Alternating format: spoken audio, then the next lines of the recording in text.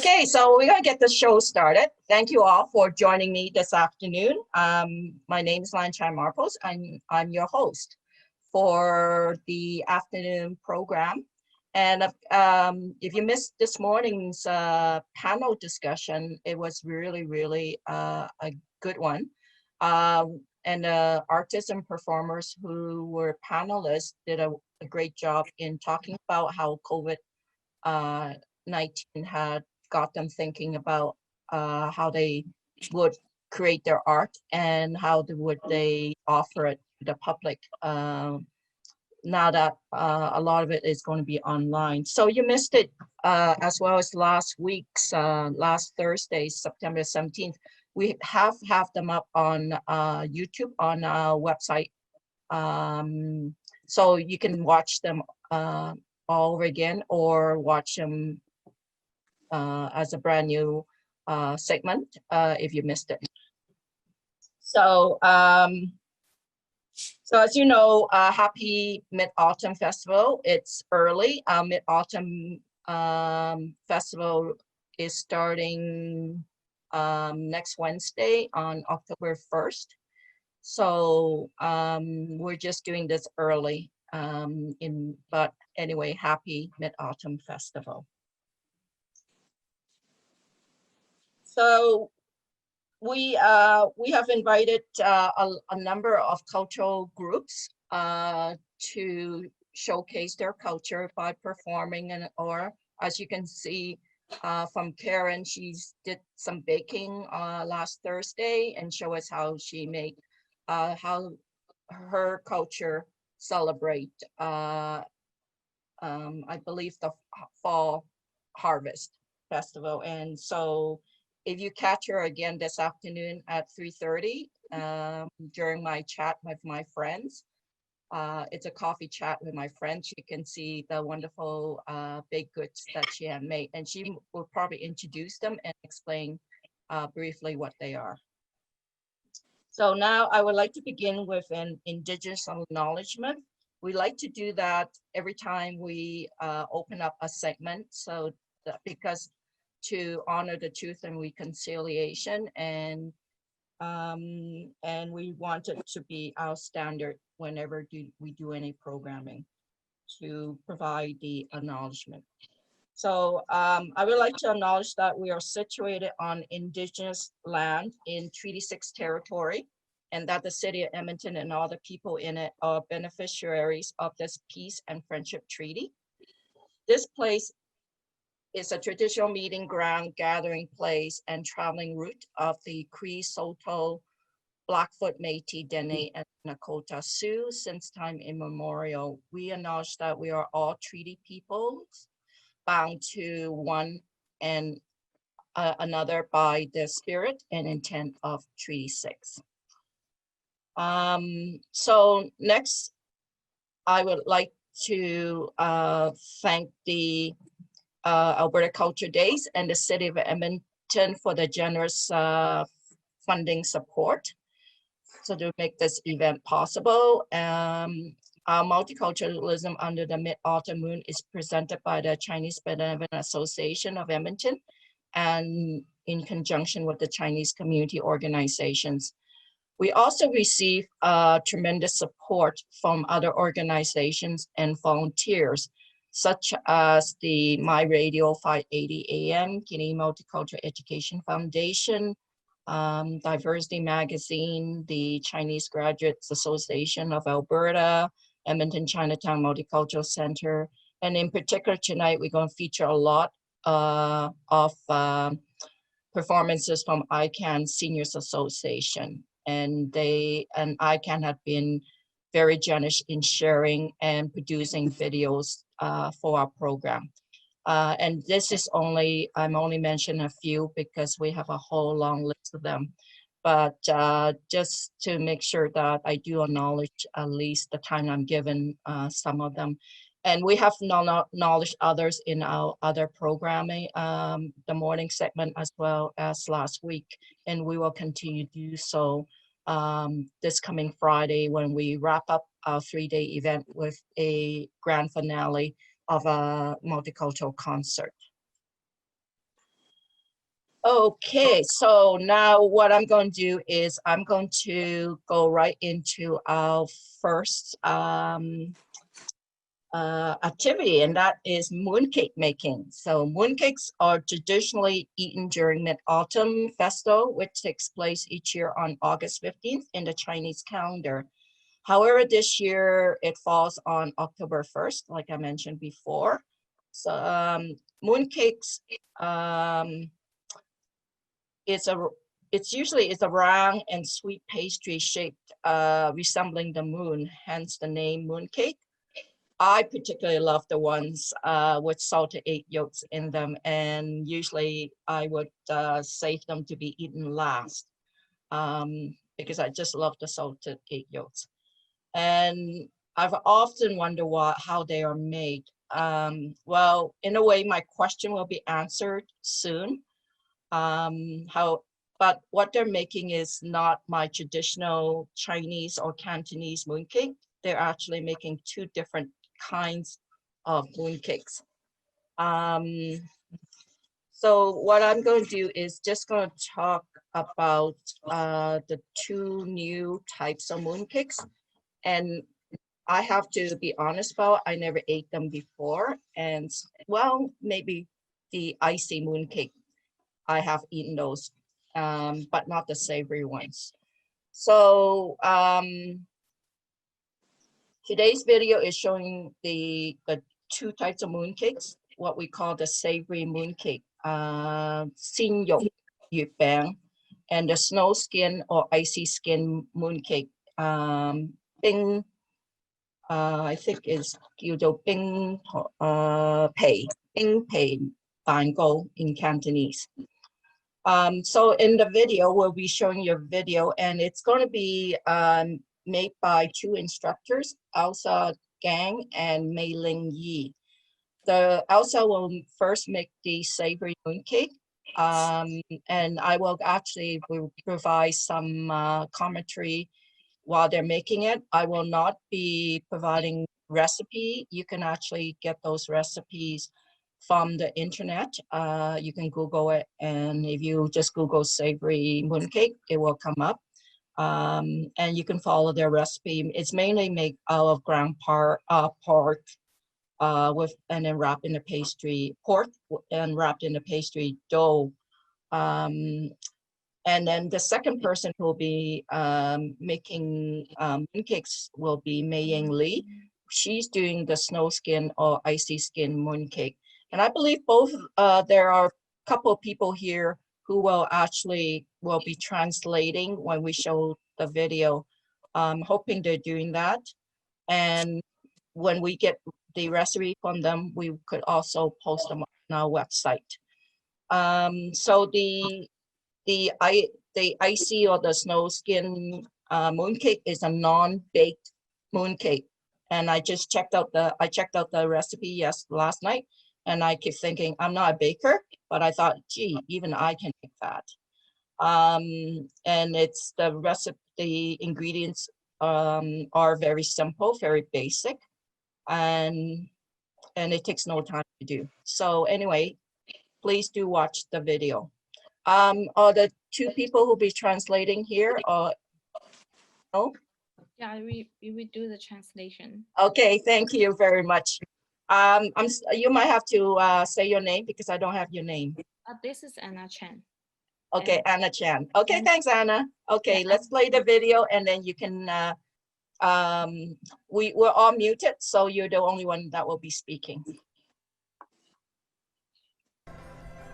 中华会馆今年的多元文化庆中秋也在网上举行，零基础长者们积极报名，以各种形式参与。9月9号上午，我们邀请了社区人员 Elsa 和零基础义工李梅英老师，教长者们做中国传统的南北方风味月饼，用做美食庆祝中秋，遥寄我们对故乡和亲人的思念。这也是 Elsa 为零基础长者们组织的学习英语新主义系列网课的第1堂。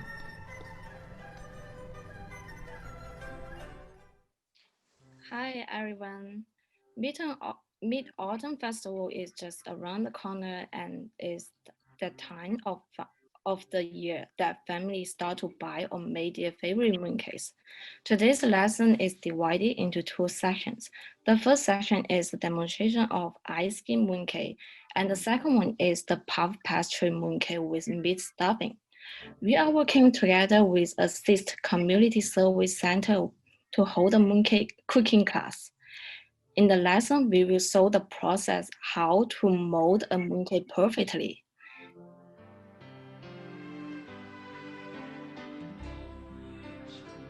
Let's have a fun learning English through kitchen fun activity. There are a large group of mooncakes to choose it. Ice cream mooncake is a new family member compared to traditional Cantonese mooncake. The ice cream mooncake is made with a tender, wrapper, and a creamy filling. This recipe does not require special ingredients that are hard to find, and you can get everything in the Asian market. The word ice is used because of the color and texture of the mooncake wrapper. Different from the traditional baked sugary pastry. The ice cream mooncake is made with sticky rice flour dough and uses the sugar. Today's recipe is very simple, and this recipe, our instructor Elsa will use for wrapping pastry. And here is the kitchen vocabulary that's in the video. So what we need is measuring spoon, measuring cup, chicken shell, mooncake, mixing bowls, and a mold. Next, our instructor Elsa is going to show us how to mold the mooncake. This is the final step of the ice cream mooncake. So before you move to the final step, you have to get your mooncake dough and filling ready and assemble the mooncake. Firstly, shake the assembled mooncake to a ball.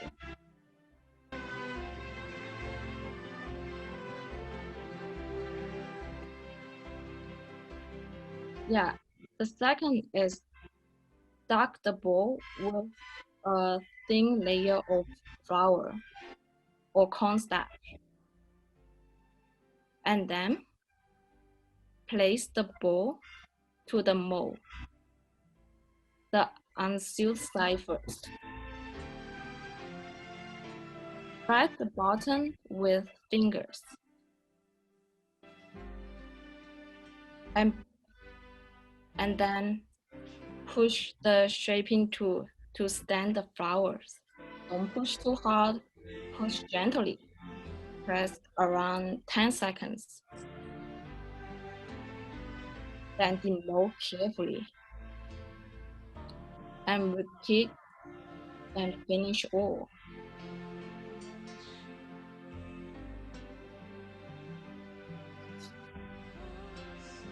And then you can refrigerate several hours before serving.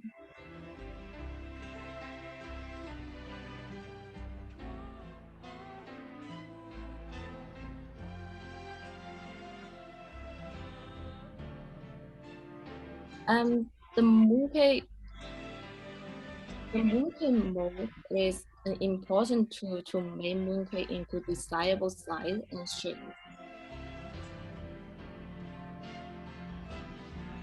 Just like regular mooncakes, ice cream mooncakes can deal with wrapping paste, rice basmati paste, and rotorua paste.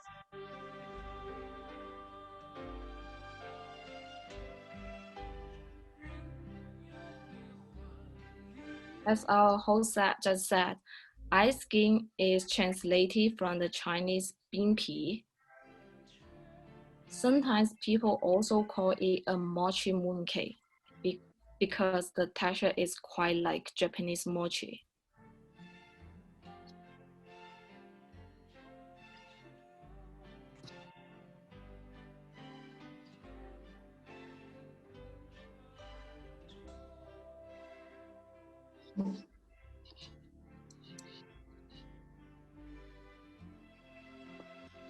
Also for the scheme of the mooncake, you can have different flour as well, like matcha and chocolate. Hello, everyone. This is Wen Yao, and I'm going to introduce the video presented by the instructor, Miss Lee, about how we make the savory mooncake. So we can see she's making two doughs. Those two doughs are differently. One dough is called water oil dough, and another one is called lard dough. They are made differently. The lard dough only contains lard and flour, while the water oil dough, except flour and the oil, there's also sugar, water, and salt. To make the dough, we need to cut the dough into small pieces. It's trying to show us the ingredients. You can check it online. And basically, for the oil, water oil dough, you need more flours than the lard dough. You cut it into pieces and make sure they're paired up. So one water oil dough should have one lard dough. And the combination between the lard dough and the water oil dough can finally give you the flaky texture after you bake it. Now we can see she's rolls the water oil dough into a flat wrap.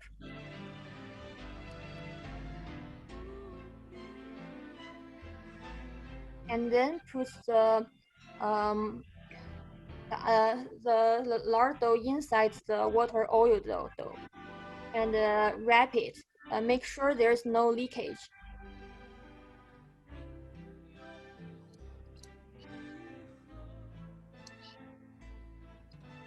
And then put it on the side.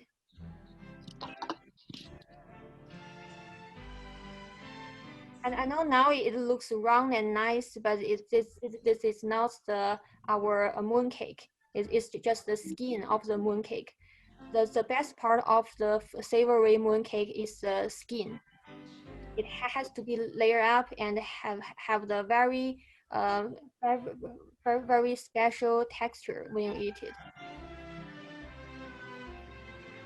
And for the stuffing, here we are making a meat stuffing, but yeah, actually you can make it with other stuffing like red bean curd or even fruit. It really depends on you. Here she's making a meat mooncake. So we have two videos. You can see from the left one. There's a step skipped. You should to roll the dough we made before. Roll it into a tongue shape, and then roll it again to a cylindrical shape, as shown in the video. And take one, fold it, press it,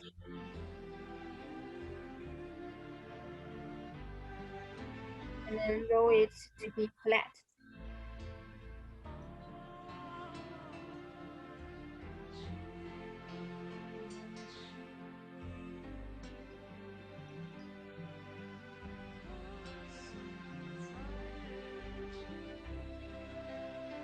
Now after that, just put the meat stuffing inside and cover the wrap. If you like, you can use a mold to help you shape it, as shown in the right video. She's using a mold to shape it to a nice round shape. If you don't have a mold, it's totally fine. You just press it to make it nice and round.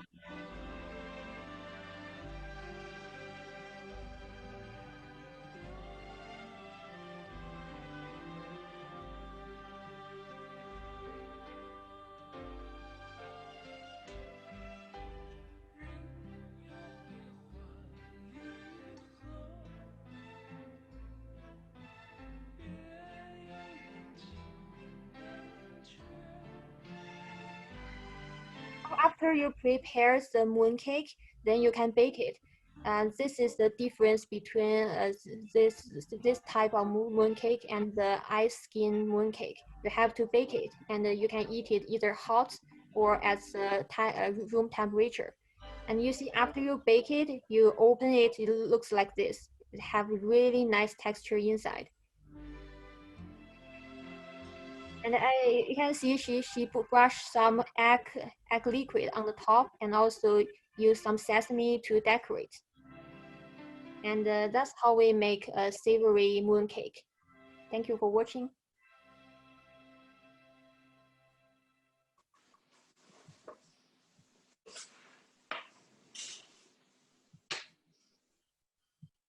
Okay, thanks. Thank you, Elsa and Meiying, the instructors, for making, demonstrating in the video the ice mooncake as well as the savory mooncake. And thank you, Anna Chen and Wang Yu for explaining the process. We really appreciate that. I thought it looks easy, but personally, I'm not sure I can make them as delicious looking as what's shown in the video by Elsa and Meiying. I think I will have to buy mine if I want to eat mooncakes on October 1st. I know I'm taking the easy way out, but if I want to be able to make sure it's edible, then I better just go and buy it. Well, anyway, thank you, the four of you, for the mooncake baking demonstration. So next in the program are two cultural dances by Alberta Chinese Outdoor Adventure Club. The first dance is called Beautiful Time, and the second is a Mongolian dance called Norligerma. I hope I pronounced that properly. So I need the video.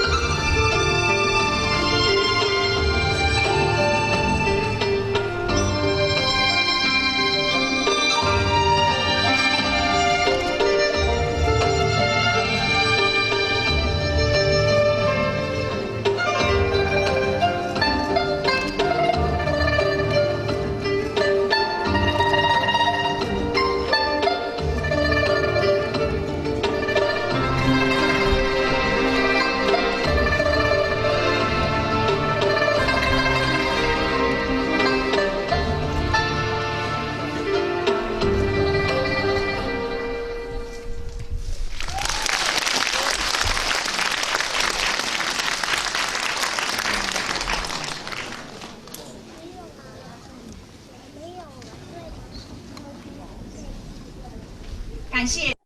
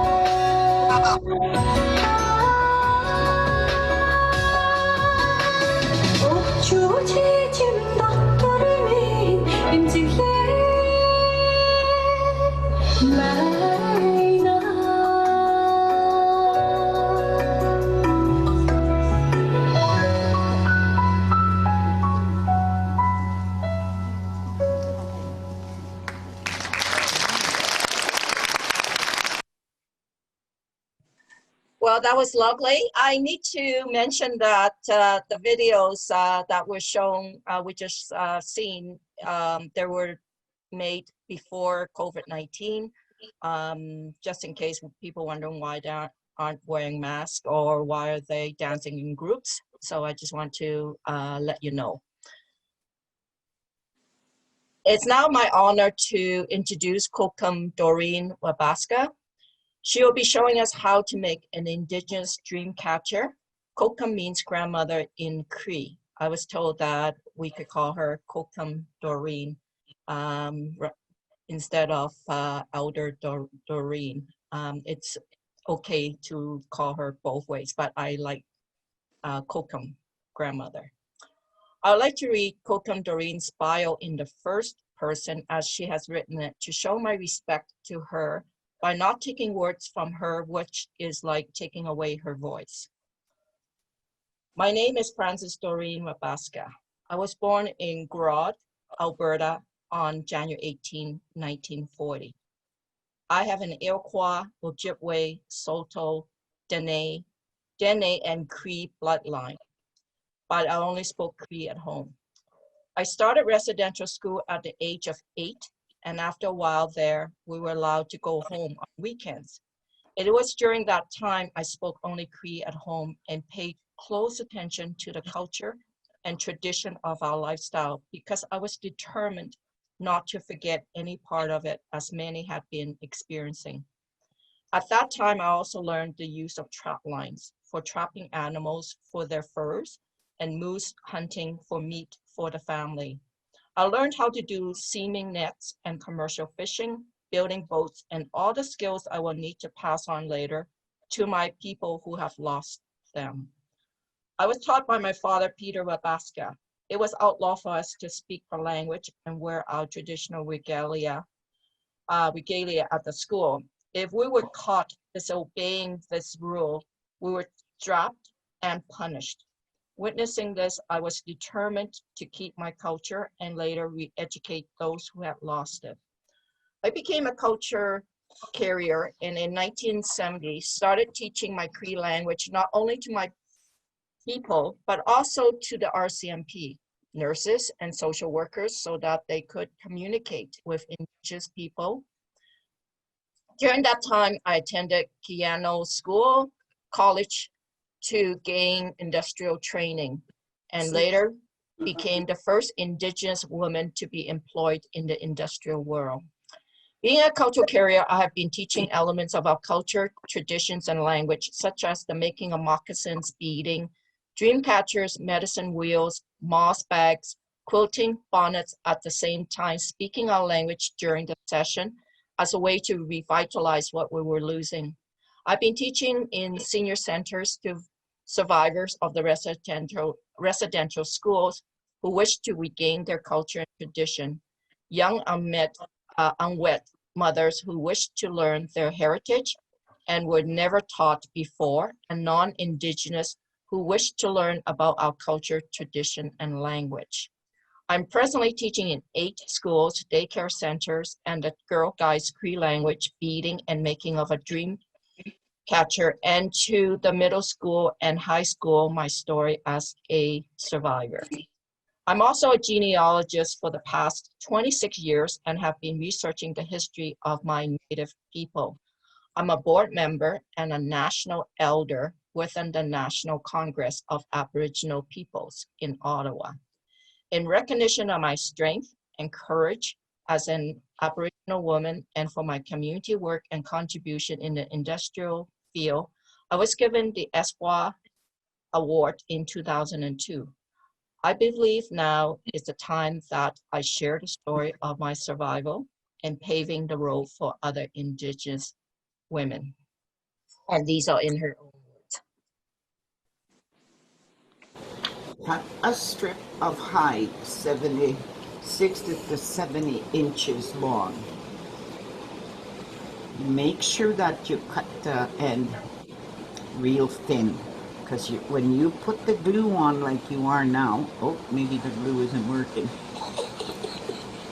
Sorry. Doreen. You gotta put a little humor when you make a little mistake too. You twirl this backwards to under the opposite direction you're going to be going, okay?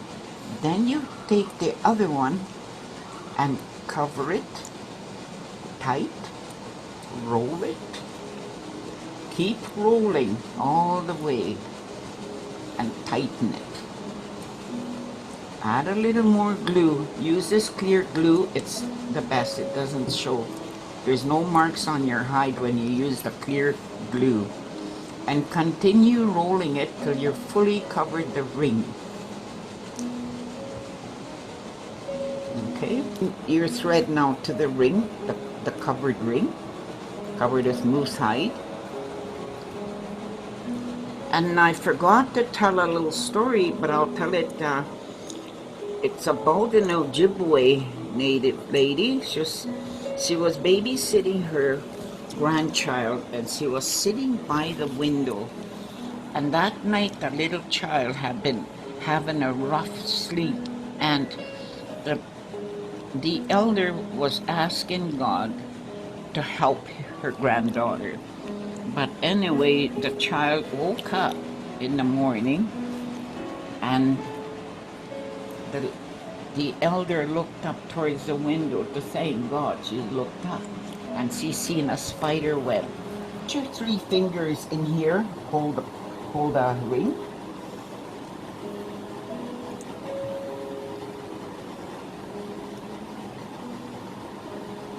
Then you use 1 finger to hang on to the, so it's not there.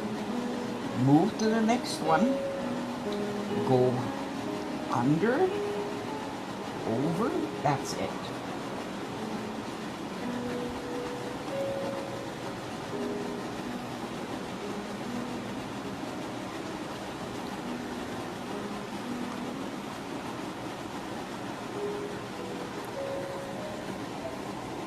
Tight, move, go, under, over.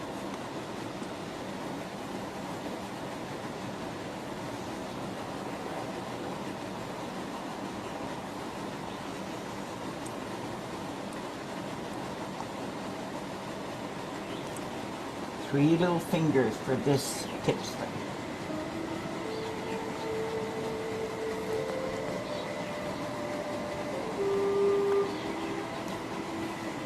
This pull, this snug here.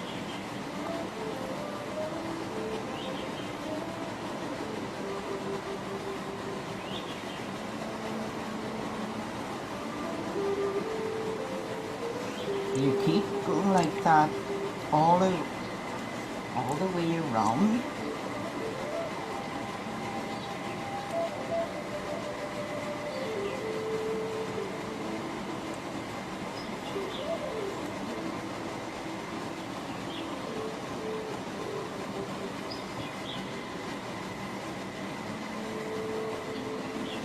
It's a beautiful feeling when you know this dream catcher you're making is all the dreams, the bad dreams will be gone, okay? They will not be around you anywhere through the night. And it's a healing at the same time when you do this weaving and thinking of God at the same time for whoever is going to be using this dream catcher by their beds.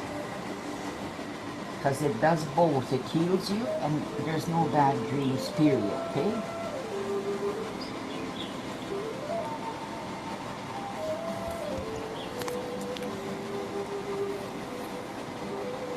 This is, you go in between here, you go, when you get to the middle of these 2 lines, you get to the middle and you pull it there, okay? Tight, tight. And hang on to it with your 2 fingers so it does not move. Oh.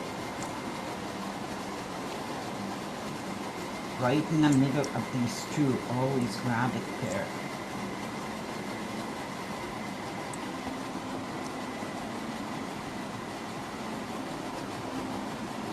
And if it doesn't come right in the middle, you can pull it there. But if you want to stop at any time, I'll show you how you go in between those 2.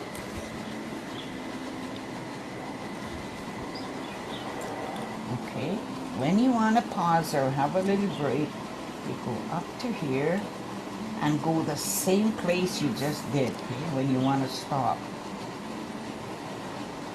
It won't move if you do it twice in the same spot. It won't release there, see?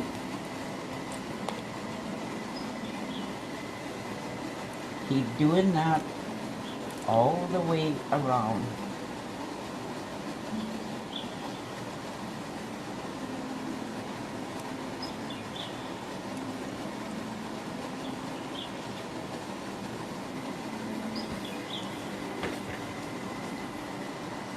Always keep it in the middle so that it will look nice when you're done. It will be all even.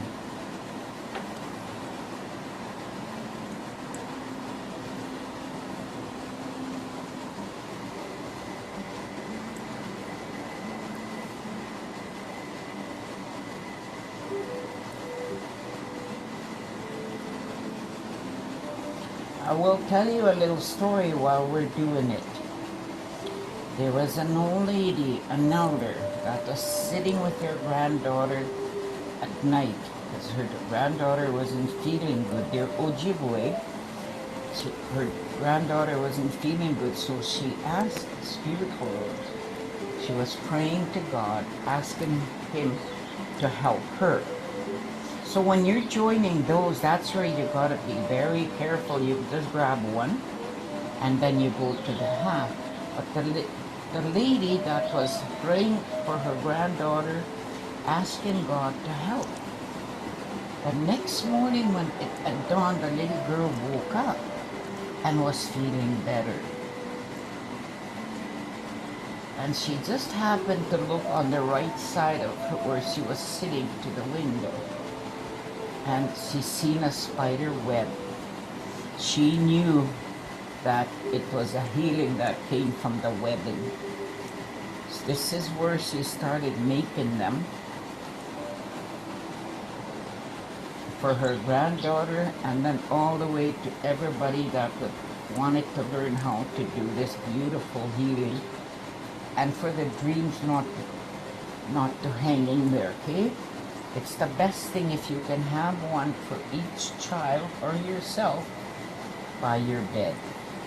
You're supposed to put it above the bed, like the little people, okay? I believe in that because the spirits, the birds, the animals, they're all spiritual. They're all gifts from God.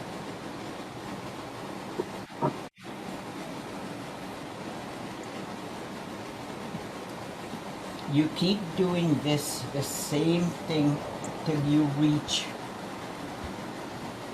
the end, okay? That's all you have to do is make sure that you go right around.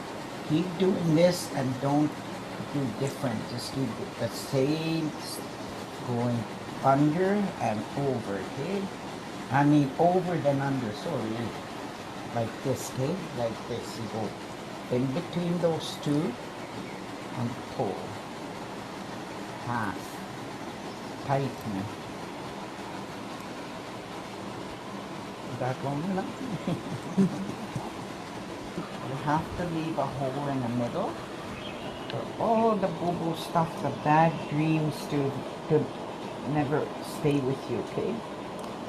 You make this little, leave a little hole in the center of your dream catcher for all the bad dreams to leave you, okay? Never again to bother you.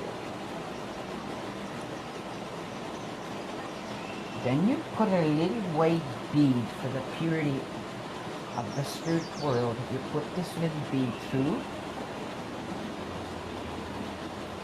You go in and out on both sides at least 7 times. You want it to stay there forever, okay? You don't want it to fall out. You go through the bead and behind. Again, you do the same thing over and over, okay?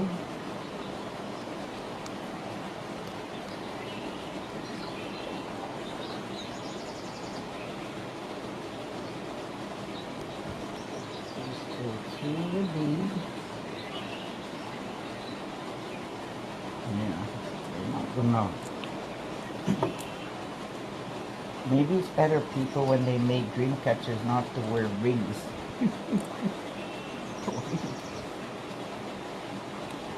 Then you turn it on the other side,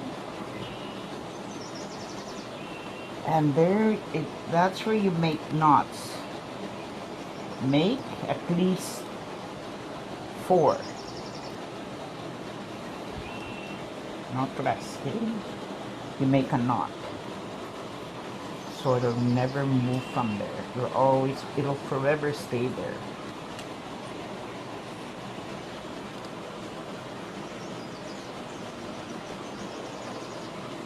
It's not going to move now. And this thread that you have to use is this thread for weaving the dream catcher. That's the handiest one. It's strong. And the glue, the clear glue, by dollar store.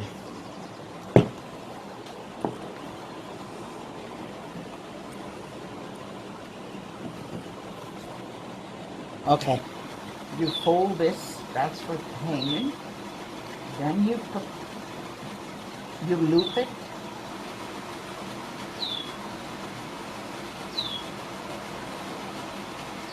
You tighten it. And you don't have to put beads in here if you don't want to. But for now, I won't put no beads. I'll show you the finished one, okay? You can just tie this so that you can put it on a tag to hang it. Same thing with the bottom. You need 5 in all. 1 on each side, each one, and 1, 2, 3. That's for the 5 spirits.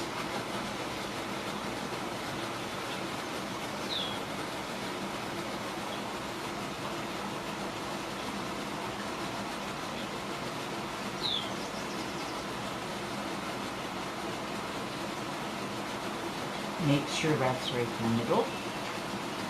And then the sides too, you do the same thing. One's got to be shorter than the other, about this much, okay? Then you put it here.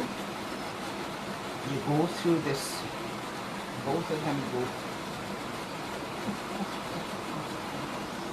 Supposed to be like this, sorry you guys. You put the 2 together through the loop, and you pull it to tighten it. You do the same over here. So that's what you do anyway for all the 3. You tie them, okay? For 5 is for the spirits. Always put 5. A lot of people don't, but if I were you, spiritual weight is 5 of them, okay? It's a beautiful thing what you're making, will be making, so might as well put 5, okay? 1 on each side, like this.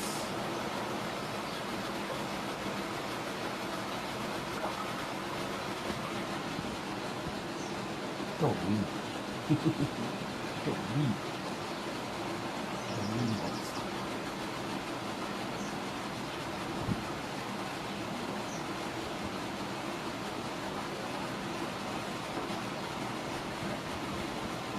You just tighten it after you loop it.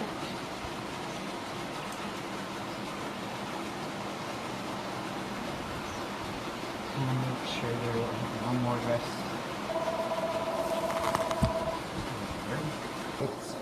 Beads is your choice. Whatever you want to put on your dream catcher, okay? It's your choice.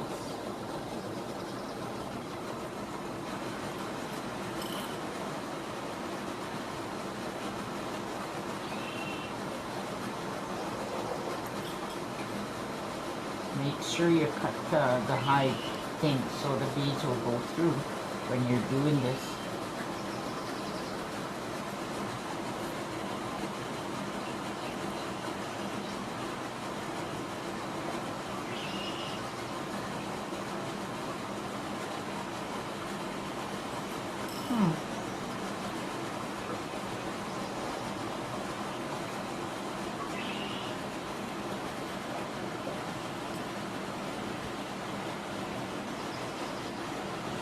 I'll just leave that for now and I'll do this, okay?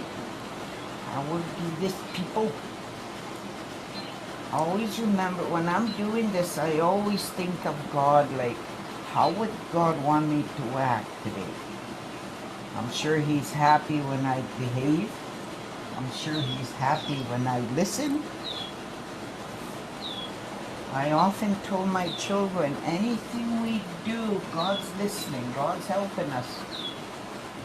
All you do with this, the feather, is you put it through the beads.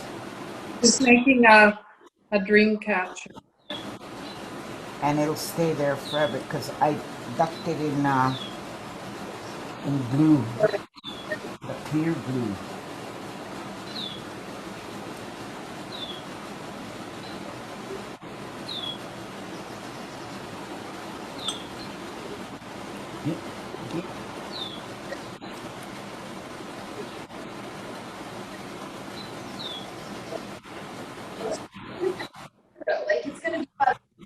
they look like one, like if I spend 2 hours rendering this each, that's a lot of computer power. I'm doing it once. Right. That's it.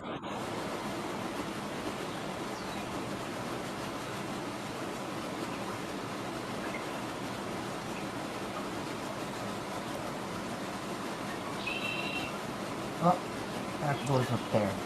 Now if you want to put 2 shades of feathers, I'm going to put white on top, the short one, the short end. Always do the long ends first and put that little feather in there.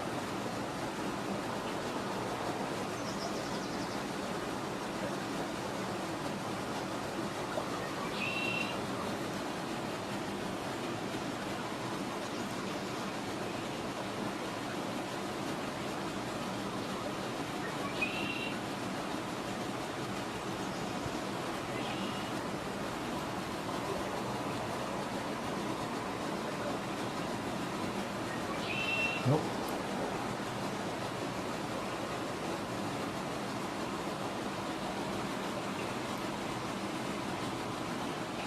Oh. Okay. Mm-hmm. Then you turn this, so cut the ends. Snip the ends off of the hide that's sticking out from the feather, okay? Clip it. You don't need that hanging there, okay? Just clip it. And it looks better without that hide dangling.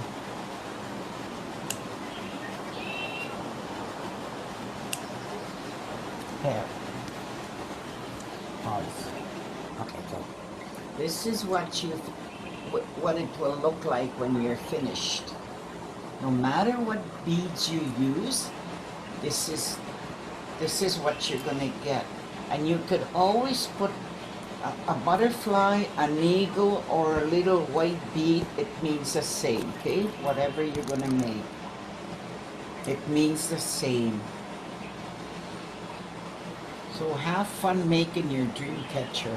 Love you guys. Bye-bye. Well, that's, thank you, Kokum Doreen. It's a true honor to have you teach us how to make a dream catcher. And well, maybe I'll just get the materials and watch a video and try to make one myself and hang it above my bed. As you mentioned, that's where it should be. Next.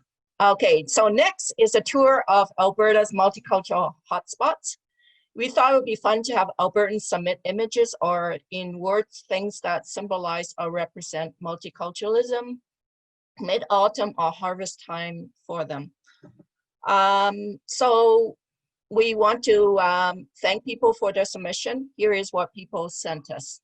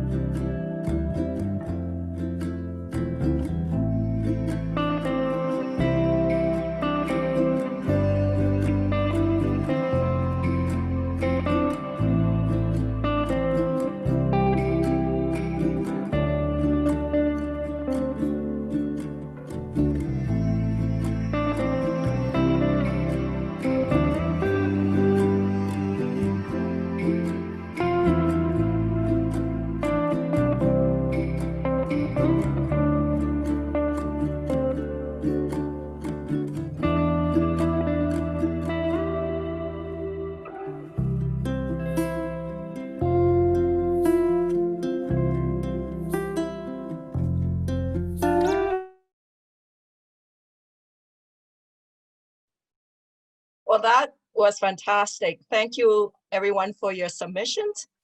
Now for a bit of exercise to get the blood flowing, introducing Zumba by Instructor Mengzhe Wang from ICAN Seniors Association and Twin Brooks Community League. So here's Zumba. 中华会馆今年的多元文化庆中秋也在网上举行，零基础长者们积极报名，以各种形式参与。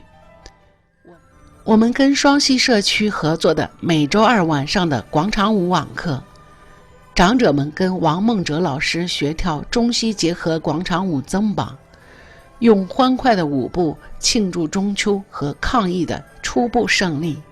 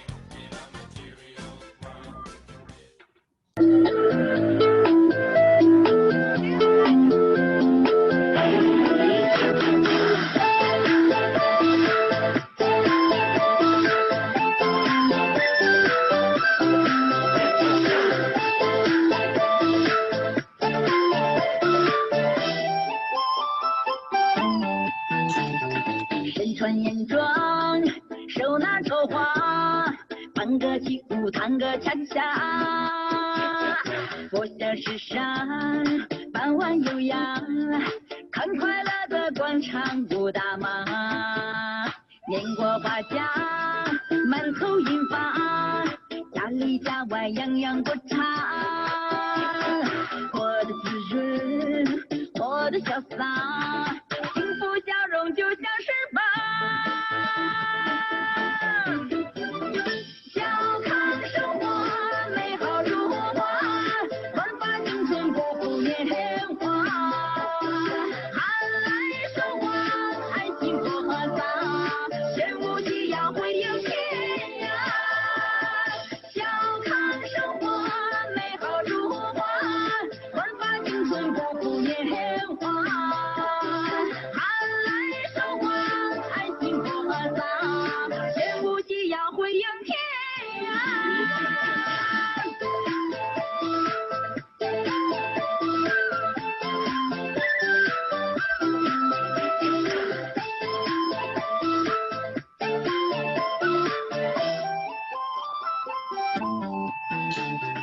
身穿眼妆，手拿着花，放个起舞，弹个恰恰，佛像石上，傍晚悠扬，看快乐的广场舞大妈，年过花甲，满头银发，家里家外样样过场，活得滋润，活得潇洒，幸福笑容就像是吧。小康生活美好如花，焕发青春不负年华，寒来生活爱情多潇洒，全无奇要会有天涯。小康生活美好如花，焕发青春不负年华，寒来生活爱情多潇洒，全无奇要会有天涯。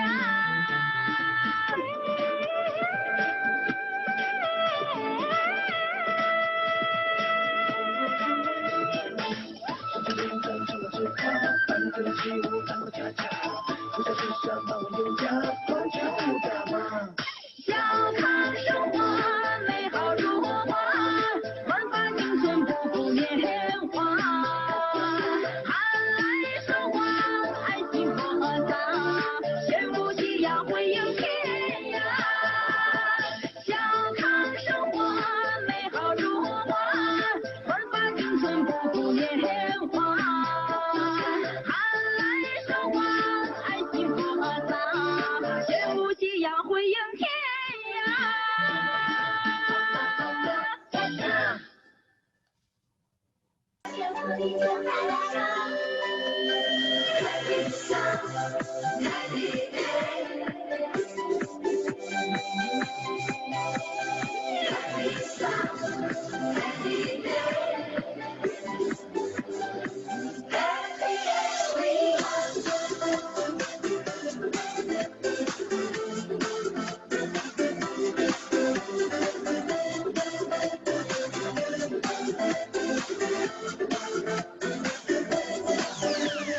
我们来自不同的舞台，每人都有自己的精彩。迎着日出奔向那晚霞，努力拼装不留遗憾。有风有雨也有些快乐，不管明天又会怎样，幸福有时很简单。敞开心扉，用爱去感觉。看到幸福你就拍拍手，我们一起大声吼一吼。看到幸福我想说爱你，我们一起跳舞 ，1, 2, 3,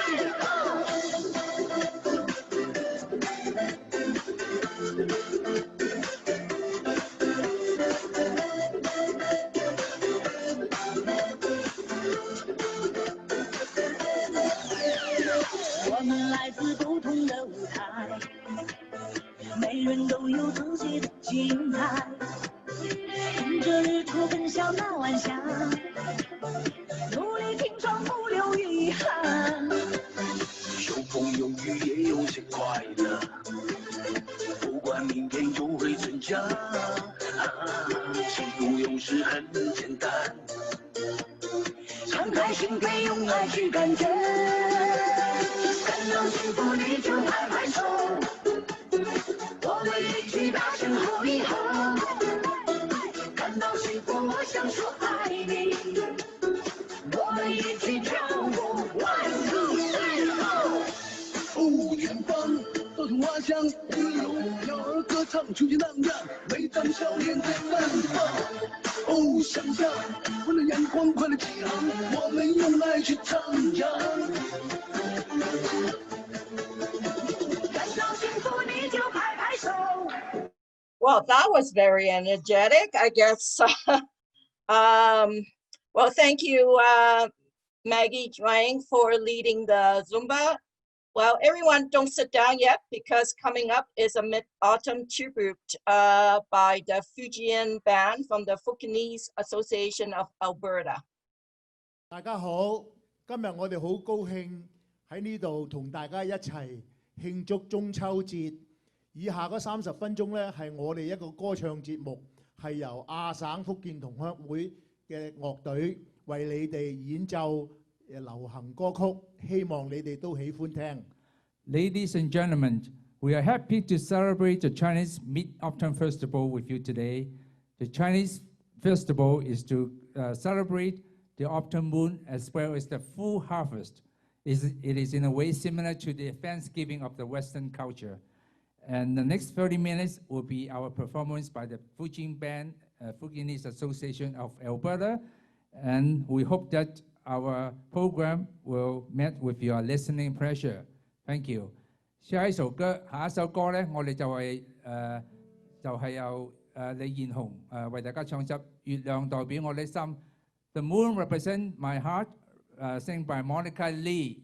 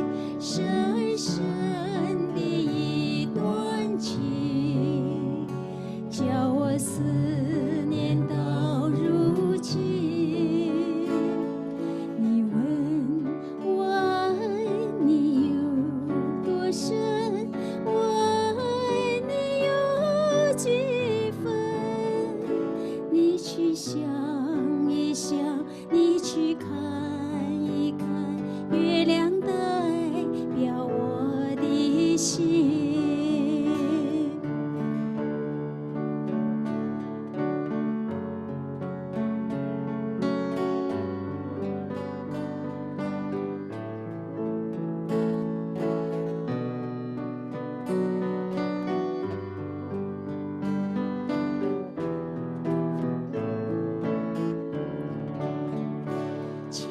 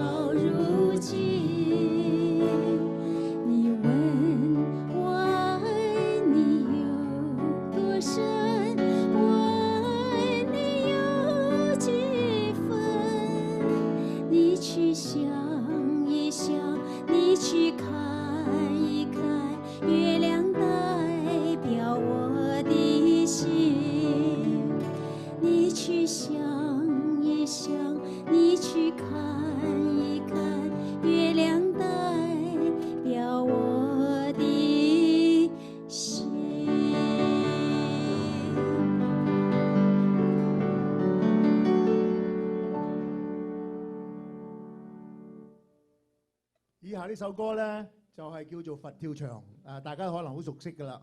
The next song we're gonna perform is by the name of Buddha Jumping Over the Wall.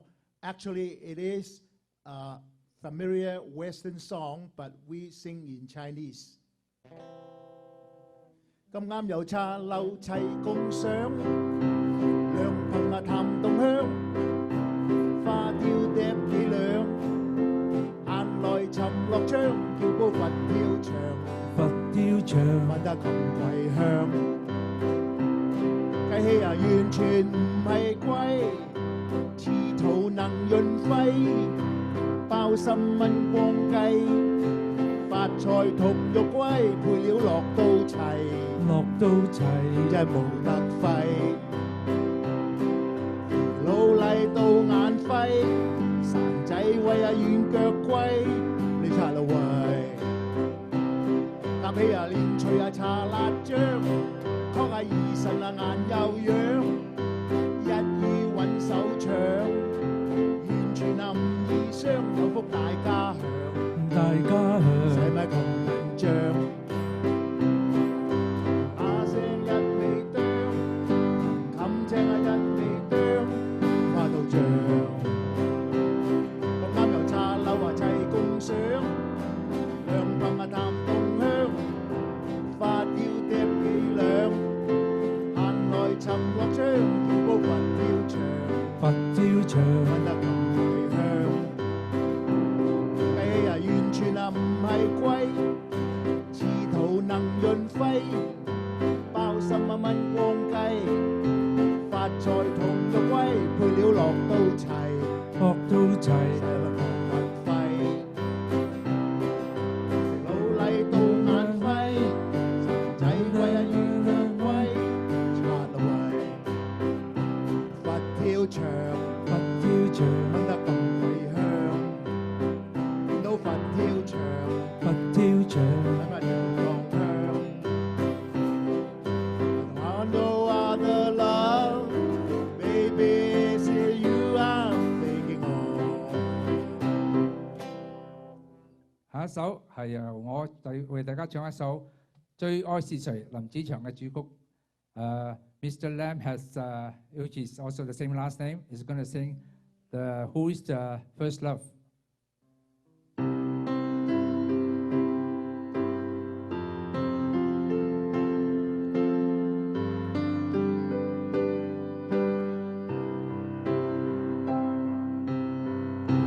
在世間尋名海裏，沉沒了但求共聚，然而共處半生都過去，我偏偏又後悔，別了他，原為了你。留住愛，亦留住醉。誰料伴你的心感已碎，確有他在夢裏。為何離別了，確願再相隨？為何能共對，又平淡似水？問如何下去？為何猜不對？何謂愛？其實再愛只有誰？任每天如夢過去，沉默裏任寒風吹。誰人是我一生中最愛？答案可是絕對。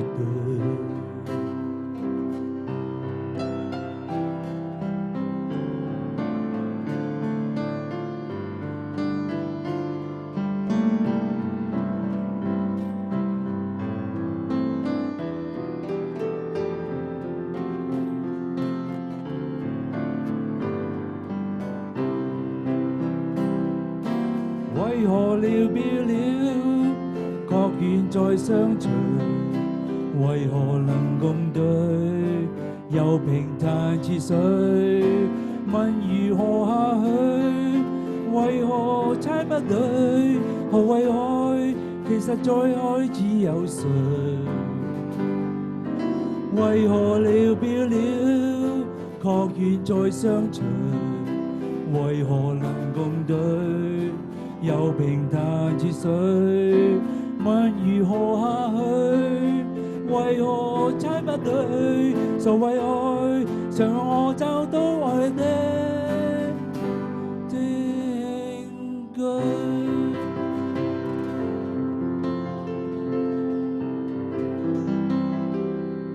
Thank you. The next song is by our lovely sweet lady, and she's gonna sing Sweet Honey Lover. 甜蜜蜜李燕紅小姐。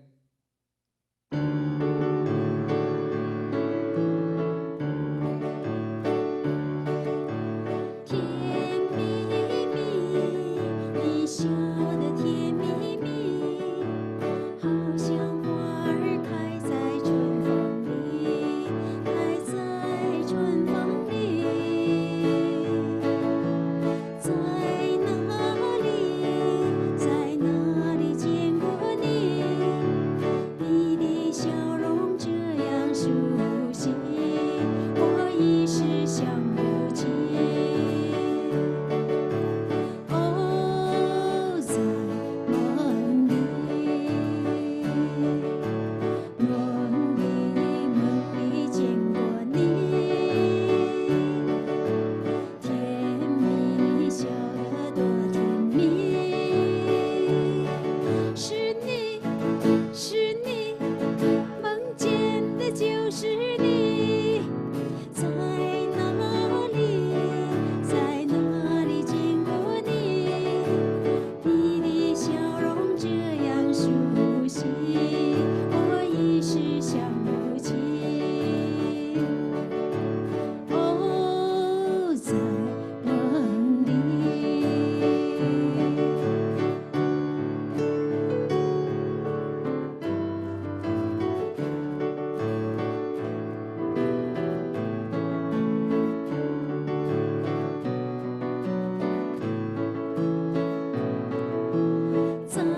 哪里，在哪里见过你？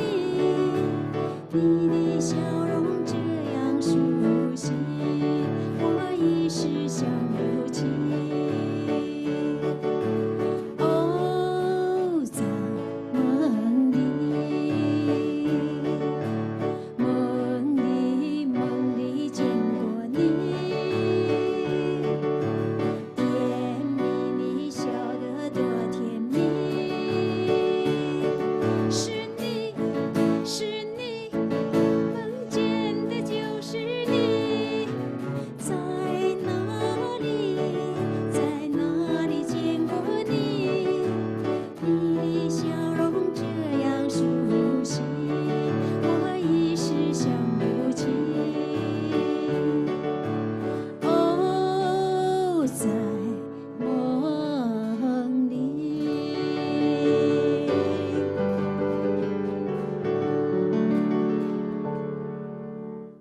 我哋而家趁一個機會咧，就介紹一下今日我哋樂隊嘅成員。